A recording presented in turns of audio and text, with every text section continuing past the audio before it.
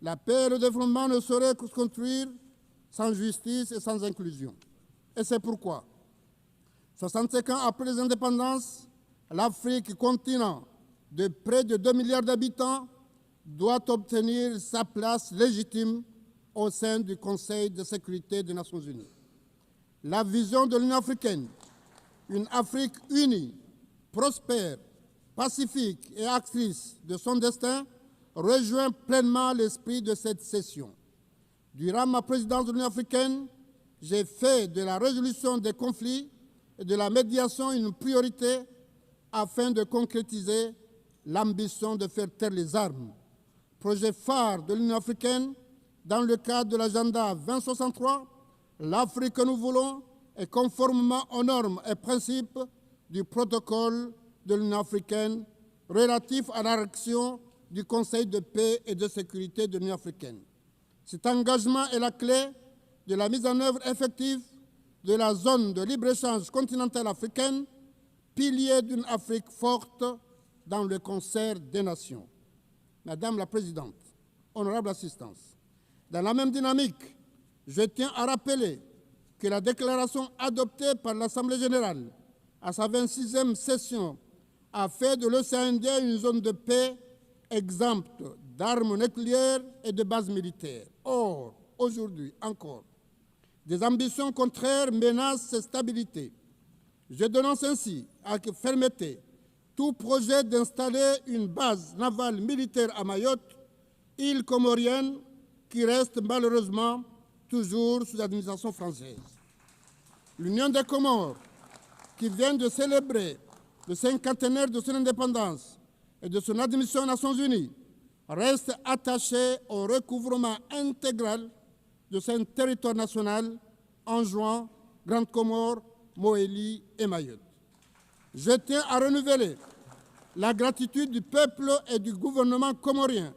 à toutes celles, à tous ceux qui nous ont, à l'occasion de ce cinquantenaire, adressé leurs félicitations et leurs vœux. Et dans ce contexte, du haut de cette tribune, je ne peux passer sous silence la question de Mayotte, île comorienne toujours sous occupation française, malgré les options claires et répétées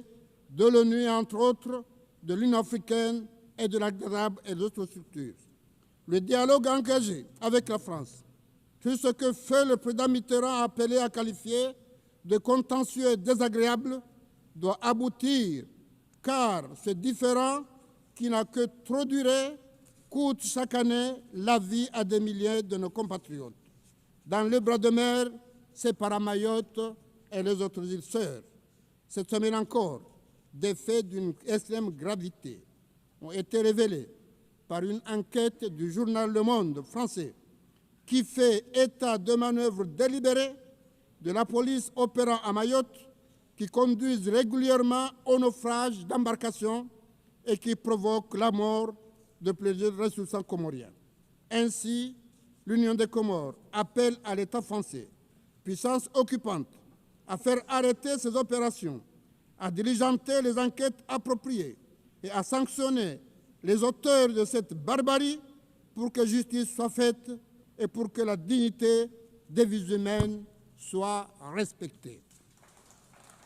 Pour sa part, l'Union des Comores poursuivra sans relâche son action diplomatique et juridique afin que justice soit rendue et pour qu'une solution juste soit trouvée à la question de l'île comorienne de Mayotte qui constitue l'une des dernières blessures de la décolonisation en Afrique. Nous nous désolons ainsi que certains pays frères africains qui ont défendu le droit international et la cause comorienne tergiversent aujourd'hui et prennent des initiatives malheureuses avec la France pour établir des relations avec Mayotte au mépris du droit international et de notre souveraineté nationale. Nous appelons l'Union africaine à agir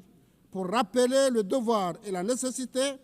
du respect du droit international, de l'unité de notre archipel.